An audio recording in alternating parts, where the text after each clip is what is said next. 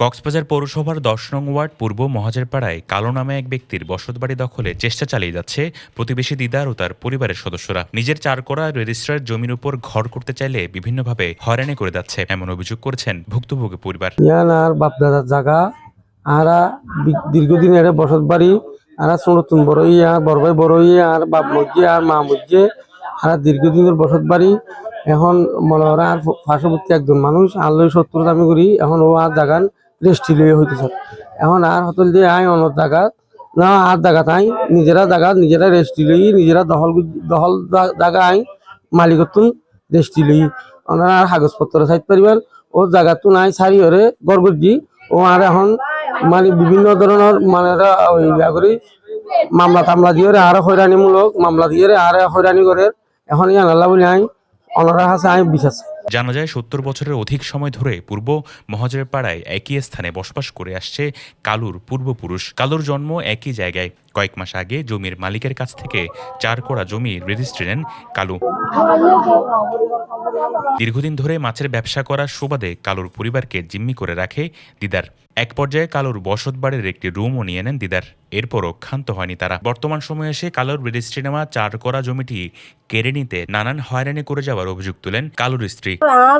দীর্ঘদিন ব্রিটিশ আমলের বাংলাদেশ স্বাধীনতা আরো রিরে বইনিতে জায়গায় আনম মাইজে তাহলে আর পয়েন্টের বাপ হইয়ে আর বাইশুর হইয়ে দিয়ে রইয়ে আর ননসস আছে তারপরে আর বইনিরা আর তো সব বাইশ হইয়ে করি আনম মাইজে তারপরে আর তো এটা সাইড হরা জায়গায় এবার বান্ধিবার আগে তুলে এসে দিলে ফেলাই এলো তুই আর পর তো ৩ লাখ টাকা পার বইলে হয় আর পর ফিসারি বান্ধি রাখি আর সাদ্দারের অভিশাপ দি আর তো আর সাদ্দার আর হাতানো শুনি তার হাতা শুনি তার পিঁয়া আছে তার হাতা শুনে আর মুখ বেতে লেফালাইয়ে তারপরে টাঙ্গাইতে রুমে মাঝে আগে সাইন দিয়ে আর ফটো সাইন দে আর ফটো মাইদের ঘরের আর অসহায় অবস্থা মাঝে তারা আর সাইন দিবা লাগি কেলা যে রুমকে দিবা লাগি ই কে আর আনো আসাইও আর দুয়ার মাসা কিস্তা মিশর আর ফাইন্ডর আর বিদেশ দিবা লাগি হজ বিজে হই যাই আর আল্লাহ রহমতে আর তার দুয়ার মাসা আই নামে আগর করতে চাইরা ইতে আর বিদেশ যাই আর পুলিশ আনে এটা কত নতুন দিবা আর তারপরে বিভিন্ন জায়গা তো মানুষ আনি আর ফাইন্ডের বিদেশের মা দরদের আর আর হর আর জায়গা মাত্র দিবা গড় অর্ধেকর করি না পারিবি আর জায়গা সারি দে আল্লাহ খাই ভারত দেন হাম শুরু করলে মতো আর মিস্ত্রি তোমরা দিতে আইয়ারে। স্থানীয়রা বলেন এই জমিতে কালুর পিতাও দীর্ঘদিন ধরে বসবাস করে আসছিল। বর্তমানে রেজিস্ট্রি নিয়ে কালু এবং তার পরিবার বসবাস করছে।